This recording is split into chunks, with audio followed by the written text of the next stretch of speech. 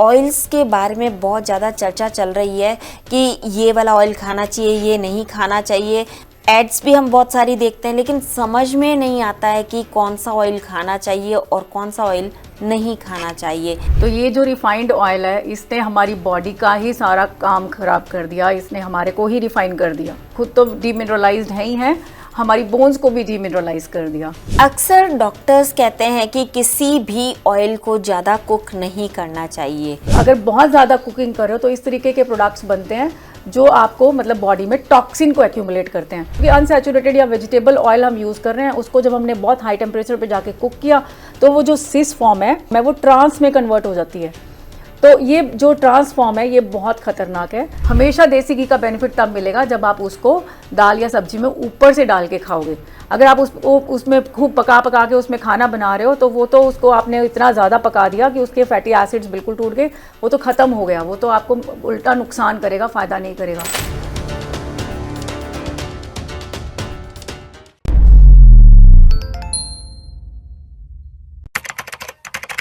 नमस्कार, D5 channel Hindi देख रहे दर्शकों का मैं वंदना स्वागत करती हूँ। आज एक बार फिर हमारे साथ स्टूडियो में मौजूद हैं डॉक्टर रोजी सिंगला जी। डॉक्टर रोजी, आपका बहुत बहुत स्वागत है हमारे इस प्रोग्राम में। नमस्कार। इस चैनल के माध्यम से सुन रहे सारे दर्शकों को मेरा प्यार भरी नमस्ते। डॉक्टर रोजी, आजकल ऑयल्स के बारे में बहुत ज़्यादा चर्चा चल रही है कि ये वाला ऑयल खाना चाहिए, ये नहीं खाना चाहिए। एड्स भी हम बहुत सारी देखते हैं, लेकिन समझ में नहीं आता है कि कौन सा ऑयल खाना चाहिए और कौन सा ऑयल नहीं खाना चाहिए। तो आज हम इसी विषय पर बातचीत करेंगे।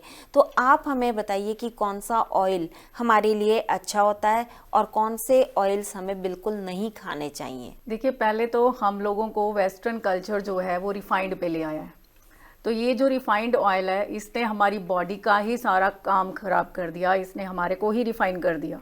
ठीक है ना। मैं तो यही कहूँगी कि हमारी बोन्स में से कैल्शियम को निकाल लिया, डीमिनरलाइज कर दिया बोन्स को। बोन्स मिनरल्स की बनी है तो वो डीमिनरलाइज कर दिया। खुद तो डीमिनरलाइज्ड है ही है, हमारी बोन्स को भी डीमिनरलाइज कर दिया। हमारी जो बॉडी है, अगर ब्रेन की बात करूँ, 60% of our brain is made of fats. तो क्या हमें फैट्स नहीं खाने चाहिए? हमें डॉक्टर्स इमीडिएटली या हमारा जो मीडिया है, सोशल मीडिया, वो हमें कहेगा फ़ैट नहीं खाना। फ़ैट को तो इतना बड़ा वो बना रखा है कि बस अगर हमने फ़ैट खा लिया तो पता नहीं हमारा क्या बिगड़ जाएगा। तो फैट्स कुछ एक अच्छे हेल्दी फैट्स होते हैं जो हमें लेने हैं, हमें कंज्यूम करने हैं। They are actually required by our body. ठीक है ना। तो उसमें अब जैसे सैचुरेटेड और अनसैचुरेटेड फैट्स हैं। अब कुछ सैचुरेटेड फैट्स भी बहुत अच्छे हैं।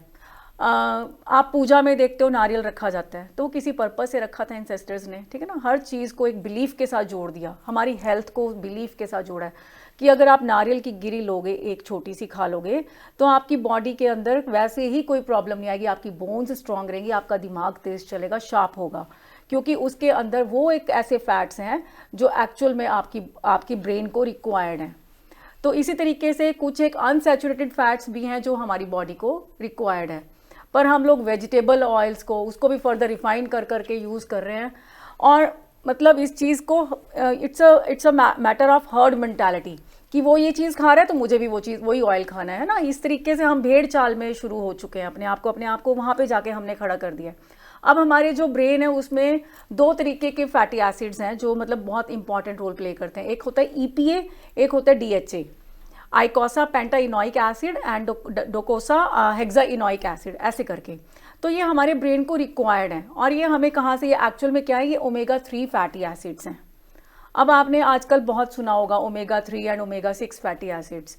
ओमेगा 3 और ओमेगा 6 का लोग बड़ा कंफ्यूज हो जाते हैं कि हमें खाना कौन से वाला है, ओमेगा 3 खाना है या ओमेगा 6 खाना है या दोनों खाना है। देखिए, दोनों का बैलेंस बहुत ज़रूरी है, बट जो ओमेगा 3 है वो ऊपर होना चाहिए। अगर आप तराजू में देखोगे, है ना, कि एक ऊपर एक नीचे, तो ओमेगा 3 को वेटेज ज़्यादा देनी है, ओमेगा 6 को वेटेज कम देनी है। ओमेगा 3 का कंटेंट, उसकी जो रेशो है वो हमेशा ओमेगा 6 से ज़्यादा होनी चाहिए। अगर ओमेगा 6 आपका ऊपर चढ़ गया, वो ज़्यादा हो गया, तो आपकी बॉडी में बहुत सारी प्रॉब्लम्स आएंगी। ओमेगा 3 एंटी इन्फ्लामेटरी है, लेकिन ओमेगा 6 प्रो इन्फ्लामेटरी है। तो आपको इन्फ्लामेशंस जो हैं या बॉडी में कोई आर्थराइटिस, एक्जिमा, मतलब बहुत सारी प्रॉब्लम्स जो हैं वो ओमेगा 6 से आ सकती हैं, जिसको ओमेगा 3 दूर करता है। ओमेगा 3 फैटी एसिड्स कौन कौन से किन चीज़ों में मिलता है हमें? ओमेगा 3 के जो सोर्सेज है वैसे तो हम क्या देते हैं, फिश में बहुत ज़्यादा होता है। फिश एल्गी खा रही है, प्लांट्स खा रही है, तो उसके अंदर वहाँ से आ रहा है। तो अल्टीमेटली मतलब फिश से हमारी बॉडी के अंदर आ रहा है। वैसे तो हमारी बॉडी खुद ही मतलब डिज़ाइन करती है ये फैट्स को, लेकिन कुछ हमें एसेंशियल फैटी एसिड्स होते हैं, कुछ नॉन एसेंशियल। तो ये एसेंशियल फैटी एसिड है, ये हमें बाहर से डाइट के थ्रू लेना ही पड़ता है। तो जो अलसी है, फ्लैक्स सीड्स या लिन सीड्स जिसको हम बोलते हैं, तो ये बहुत अच्छा सोर्स है ओमेगा 3 का। अलसी आप रूटीन में आजकल जैसे विंटर सीजन है तो आप अलसी खाएंगे तो आपको ओमेगा 3 बहुत अच्छी क्वांटिटी में मिलेगा, और इसके अंदर ओमेगा 3 का कंटेंट बहुत ज़्यादा है। ऐसे वॉलनट्स हैं, अखरोट में ऑल दो ओमेगा 6 भी प्रेजेंट है, बट ओमेगा 3 का कंटेंट उसमें ज़्यादा है, ओमेगा 6 का कम है। तो वो एक बैलेंस लेके चलता है वॉलनट के अंदर भी। कनोला ऑयल भी हम यूज़ कर सकते हैं, क्योंकि कनोला ऑयल के अंदर भी ओमेगा 3 का कंटेंट काफ़ी अच्छा है।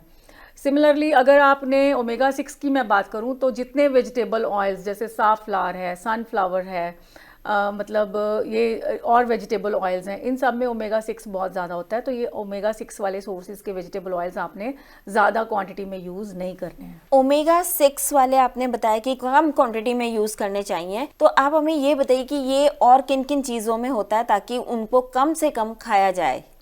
देखिए जो ओमेगा 6 है, बाकी जितने के फैट के सोर्सेज हैं उन सब में जैसे इवन बाकी के सीड्स हो गए हमारे सनफ्लावर और साफ्लावर के अलावा पंपकिन सीड्स हैं। पंपकिन सीड्स में भी बैलेंस है ओमेगा 3 और ओमेगा 6 का। बट कुछ एक ऐसे सीड्स जो हम जैसे आजकल बड़े यूज़ कर रहे हैं, बड़े फैंसी सीड्स हैं, ऑयल सीड्स, जो मतलब इवन पीनट्स में ओमेगा 6 बहुत ज़्यादा है। पीनट की आउटर स्किन तो हम खाते नहीं, जिसमें रेजरवेरेटॉल है, उसको तो निकाल के फेंक देते हैं, वो जो रेड कलर की होती है। बट जो पीनट है वो ओमेगा 6 का सोर्स है। तो पीनट भी हमें बहुत ज़्यादा क्वांटिटी में नहीं खाना, कि मतलब उसका ऑयल पीनट में तो बाकी न्यूट्रिएंट्स भी हैं, वो हम खा सकते हैं, डायरेक्ट कंज्यूम कर सकते हैं, but that too in subtle amount. ऐसे नहीं कि उसको बहुत ज़्यादा क्वांटिटी में आप खा रहे हो तो ओमेगा 6 का बैलेंस आपका मतलब ओमेगा 6 आपका वेटेज में ज़्यादा आ जाएगा। तो पीनट्स नहीं खाने आपने, उसमें ओमेगा 6 का कंटेंट ज़्यादा है, उसमें ओमेगा 3 कम है या है ही नहीं, नाम मात्र है। तो इस तरह के जितने भी सीड्स हैं जिनमें ओमेगा 6 का कंटेंट ज़्यादा है वो आपने कंज्यूम कम करना है। अक्सर डॉक्टर्स कहते हैं कि किसी भी ऑयल को ज़्यादा कुक नहीं करना चाहिए, तो क्यों? देखिए ऑयल कुकिंग जो है उसमें कुछ एक ऐसे फैटी एसिड्स मतलब रिलीज हो जाते हैं, फैटी एसिड्स टूटते भी हैं और एडवांस ग्लाइकेशन एंड प्रोडक्ट्स का कारण बनते हैं। तो अगर बहुत ज़्यादा कुकिंग कर रहे हो तो इस तरीके के प्रोडक्ट्स बनते हैं जो आपको मतलब बॉडी में टॉक्सिन को एक्यूमुलेट करते हैं।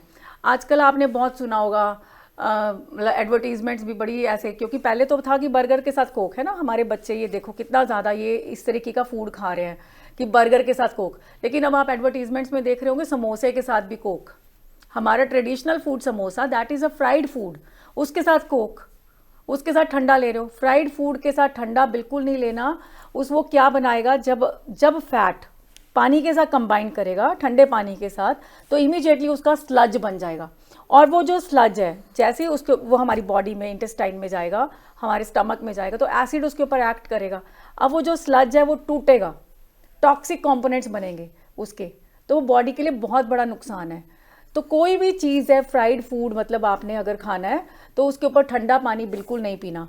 और वैसे जो जितना ज़्यादा आप उसको वन टाइम फ्राइंग है वो करनी है। अगर बहुत ज़्यादा आप बार बार उस तेल को यूज़ कर रहे हो तो that converts into trans fats, या बहुत ख़तरनाक किस्म के उसमें एडवांस ग्लाइकेशन एंड प्रोडक्ट्स बन जाते हैं जो बहुत नुकसान करते हैं बॉडी को। तो ये टॉक्सिक कंपोनेंट्स का मतलब रूप ले लेते हैं जो आपने बिल्कुल कंज्यूम नहीं करना। तो ओमेगा 3 को भी अगर अलसी भी मैं कहूँगी तो उसको भी हल्का रोस्ट करके आप यूज़ कर सकते हो, बट उसको बहुत ज़्यादा पका के खाओगे तो उसमें वो आपको ओमेगा 3 वाले बेनिफिट्स नहीं मिलेंगे। तो उसको ज़्यादा हीटअप नहीं करना, हल्की रोस्टिंग कर सकते हो ताकि वो प्रॉपर आपको एक अच्छी उसमें मिले, बट उसको बहुत ज़्यादा कुक नहीं करना। कोई भी ऑयल है, अब जितने हमारे बेक्ड गुड्स हैं या फ्राइड फूड्स हैं उसमें हम कहते हैं, क्योंकि इवन FDA ने ट्रांस फैट्स को बैन कर दिया, दे आर एक्चुअली मतलब बहुत ज़्यादा हमारी बॉडी के अंदर डिपॉजिट होके बहुत टॉक्सिन क्रिएट करते हैं, बहुत सारी बीमारियों का कारण बनते हैं जो ट्रांस फैट्स हैं। तो trans fats fried foods, french fries में बहुत ज़्यादा, बेक्ड गुड्स में बहुत ज़्यादा होते हैं, क्योंकि जितना है तो ये भी क्योंकि अनसैचुरेटेड या वेजिटेबल ऑयल हम यूज़ कर रहे हैं, उसको जब हमने बहुत हाई टेम्परेचर पे जाके कुक किया तो वो जो सिस फॉर्म है जिसको हम साइंटिफिक लैंग्वेज में कहते हैं फैट्स की जो सिस फॉर्म है वो ट्रांस में कन्वर्ट हो जाती है। तो ये जो ट्रांस फॉर्म है ये बहुत ख़तरनाक है, तो वो चीज़ें हमने अवॉइड करनी है। तो जितने फैंसी फूड्स हैं, प्रोसेस्ड फूड्स हैं, बेक्ड गुड्स हैं, वो हमें नहीं खाने, क्योंकि उसमें ट्रांस फैट्स कहीं ना कहीं बनेंगे ही बनेंगे। डॉक्टर रोजी, आजकल डॉक्टर्स का ये भी कहना है कि जो भी ऑयल्स हैं वो आप ऊपर से डाल करके खा सकते हैं। जैसे कि आप अगर फैट को देखें तो देसी घी आप ऊपर से डालते हैं तो वो भी कम मात्रा में वो बोलते हैं, तो ऐसा क्यों? देखिए, फैट्स को ऊपर से कई हर जो ऑयल या फैट है उसका एक मेल्टिंग पॉइंट होता है, उसका मतलब एक ऐसा पॉइंट होता है जहाँ पे जाके वो मेल्ट होना शुरू होता है, या उसको उसके बाद वो जो है वो आपको बॉडी में उस टेम्परेचर तक ही काम करता है, उसके बाद वो काम नहीं करता। तो अगर आपने किसी ऑयल का कंटेंट का एक्चुअल पर्पस आपने लेना है, उसको आपने एक्चुअल में मतलब जिस पर्पस से आप खा रहे हैं आपने वो बेनिफिट्स लेने हैं, वो न्यूट्रिएंट कंपोनेंट्स लेने हैं, तो आपको उसके उस टेम्परेचर पे उसको रखना ही पड़ेगा। जैसे ऑलिव ऑयल है, अब ये है तो वेस्टर्न ऑयल है ना, वहाँ पे तो लोग इसको as a salad dressing use करते हैं कि सैलड के ऊपर ड्रेस कर लिया, उसके ऊपर से पोर कर लिया और उसको खा लिया, तो वो आपको बेनिफिट देता है, उसमें ओमेगा 3 है, नो डाउट। बट हमारे Indians what they do, olive oil में कुकिंग कर रहे हैं, बहुत सारी कुकिंग कर रहे हैं, है ना। तो ऑलिव ऑयल तो खतरनाक हो गया आपके लिए। तो इस तरीके से आपका हर ऑयल का एक कुकिंग टेम्परेचर है जिस पे जाके आप उसने काम करना है। अब देसी घी हमारे पूर्वज, हमारे मदर्स, हम देखते हैं हमेशा देसी घी का बेनिफिट तब मिलेगा जब आप उसको दाल या सब्जी में ऊपर से डाल के खाओगे। अगर आप उसमें खूब पका के उसमें खाना बना रहे हो तो वो तो उसको आपने इतना ज़्यादा पका दिया कि उसके फैटी एसिड्स बिल्कुल टूट गए, वो तो ख़त्म हो गया, वो तो आपको उल्टा नुकसान करेगा, फ़ायदा नहीं करेगा। तो हर एक ऑयल का अपना एक टेम्परेचर है जिस पे आपने उसको मतलब गर्म करके या उसको कुक करके खाना है। अब मस्टर्ड ऑयल है, उसका टेम्परेचर, उसका जो बॉइलिंग टेम्परेचर है वो काफ़ी ज़्यादा है, तो आप उसको कर सकते हो कुक, वो उसका नुकसान नहीं है।